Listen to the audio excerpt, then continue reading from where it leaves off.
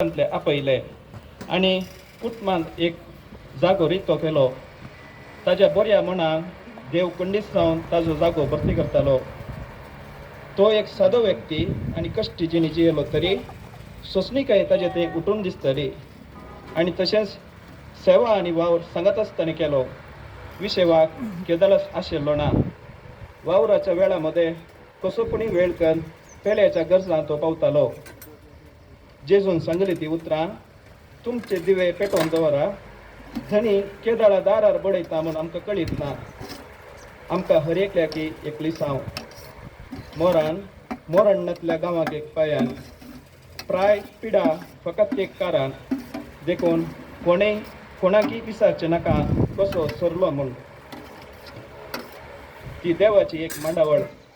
आमचे पै म्हाका आनी तुमकांय मोराण्णांतल्या गांवांक पैन करून वचूंक आसा. आज या फाल्यां कळीत ना. ಅಂಕಲ್ ಒಬ್ಬ ಕ್ರಿಯಾಶಾಲಿ ಕರುಣಾಮಯಿ ಚುರುಕು ಪ್ರತಿಭೆಯಿರುವ ಸಂಘಟಕರಾಗಿದ್ದರು. ಬಡವರ ಸಮಸ್ಯೆಗೆ ಕಿವಿಯಾಗುವ, ಕತ್ತಲೆಯಲ್ಲಿ ಒಂದು ದಾರಿದೀಪ, ಧೈರ್ಯವಿಲ್ಲದವರಿಗೆ ಧೈರ್ಯ, ಧ್ವನಿ ಇಲ್ಲದವರಿಗೆ ಧ್ವನಿ, ತೀರಾ ಸರಳ ಆದರೆ ನೇರ ನಡೆನುಡಿ ಹಾಗೂ ವಿಶಾಲ ಹೃದಯ, ಕರುಣೆಯ ಸಾಗರ, ಮುಖದಲ್ಲಿ ಮುಗುಳ್ನಗೆ, ಎಲ್ಲರನ್ನು ಮಾತನಾಡಿಸುವ ಸ್ವಭಾವದಿಂದ ಚಿರಪರಿಚಿತರು. ಮಗುವಿನಂಥ ಮುಗ್ಧತೆ, ಅವರೊಂದು ಸಮಾಜದ ಬೆಳಕು.